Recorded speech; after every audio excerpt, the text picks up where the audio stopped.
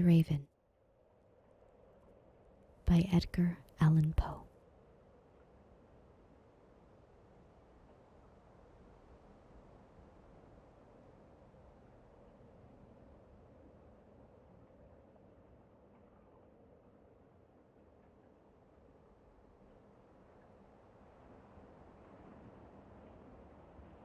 Once upon a midnight dreary, while I pondered, weak and weary, over many a quaint and curious volume of forgotten lore, while I nodded, nearly napping, suddenly there came a tapping, as of someone gently rapping at my chamber door. "'Tis some visitor," I muttered, tapping at my chamber door. "Only this, and nothing more." Ah, distinctly I remembered it was in the bleak December, and each separate dying ember wrought its ghost upon the floor. Eagerly I wished the morrow, vainly I had sought to borrow from my books surcease of sorrow, sorrow for the lost Lenore, for the rare and radiant maiden whom the angels name Lenore, nameless here forevermore. And the silken, sad, uncertain rustling of each purple curtain thrilled me, filled me with fantastic terrors never felt before, so that now, to still the beating of my heart, I stood repeating to some visitor entreating entrance at my chamber door. Some late visitor entreating entrance at my chamber door. This it is, and nothing more. Presently my soul grew stronger, hesitating then no longer. "Sir," said I, "or madam, truly your forgiveness I implore, but the fact is I was napping, and so gently you came rapping, and so faintly you came tapping at my chamber door, that I scarce was sure I heard you. Here I opened wide the door. Darkness there, and nothing more. Deep into that darkness peering, long I stood there wandering, fearing, doubting, dreaming dreams no mortal ever dared to dream before. But the silence was unbroken, and the stillness gave no token, and the only word there spoken was the whispered word, "Lenore?" This I whispered, and an echo murmured back the word, "Lenore." Merely this, and nothing more. Back into the chamber turning, all my soul within me burning, soon again I heard a tapping somewhat louder than before. "Surely," said I, "surely that is something at my window lattice. Let me see then what thereat is, and this mystery explore. Let my heart be still a moment, and this mystery explore. 'Tis the wind, and nothing more."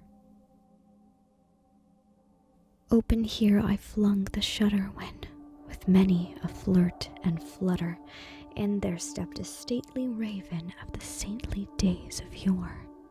Not the least obeisance made he, not a minute stopped or stayed he, but with mien of lord or lady perched above my chamber door, perched upon a bust of Pallas, just above my chamber door, perched and sat, and nothing more. Then this ebony bird beguiling my sad fancy into smiling, by the grave and stern decorum of the countenance it wore. "Though thy crest be shorn and shaven, thou," I said, "art sure no craven, ghastly, grim, and ancient raven wandering from the nightly shore. Tell me what thy lordly name is on the night's Plutonian shore." Quoth the raven, "Nevermore." Much I marveled this ungainly fowl, to hear discourse so plainly, though its answer little meaning, little relevancy bore. For we cannot help agreeing that no living human being ever yet was blessed with seeing bird above his chamber door. Bird or or beast upon the sculptured bust above his chamber door, with such name as Nevermore. But the raven sitting lonely on the placid bust spoke only that one word, as if his soul in that one word he did outpour. Nothing farther than he uttered, not a feather than he fluttered, till I scarcely more than muttered, other friends have flown before. On the morrow he will leave me, as my hopes have flown before. Then the bird said, Nevermore.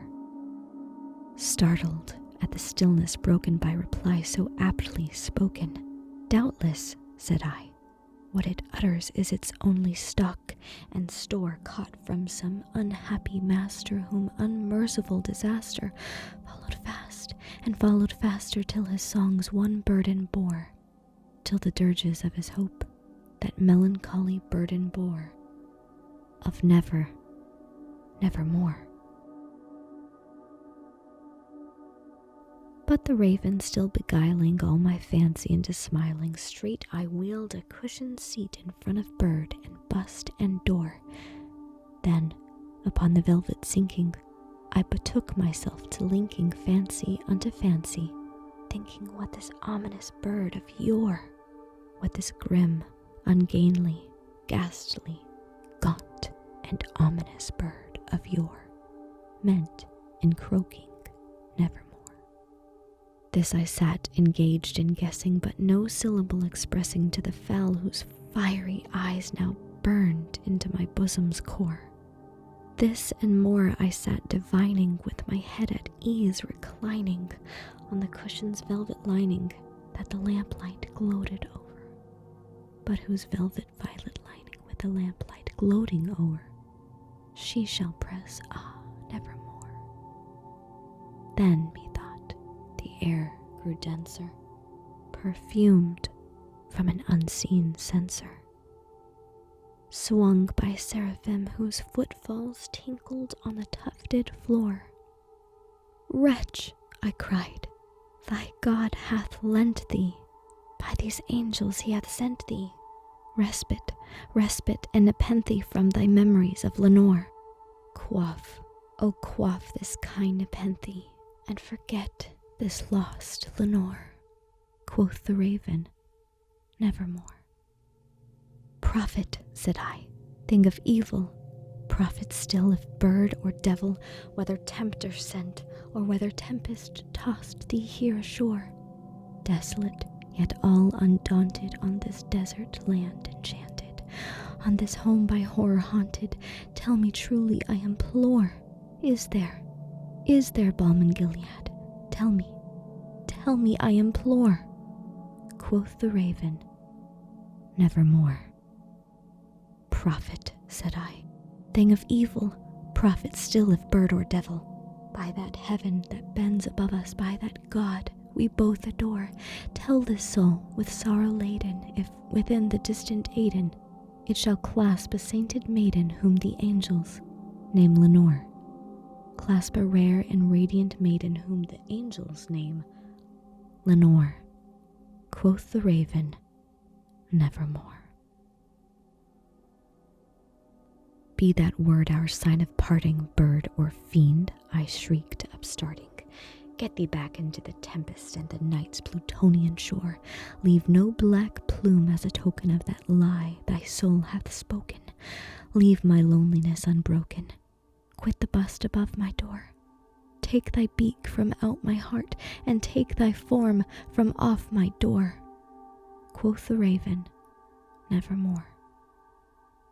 And the raven, never flitting, still is sitting on the pallid bust of Pallas, just above my chamber door, and his eyes have all the seeming of a demon's that is dreaming, and the lamplight over him streaming throws his shadow on the floor, and my soul from out that shadow that lies floating on the floor shall be lifted nevermore.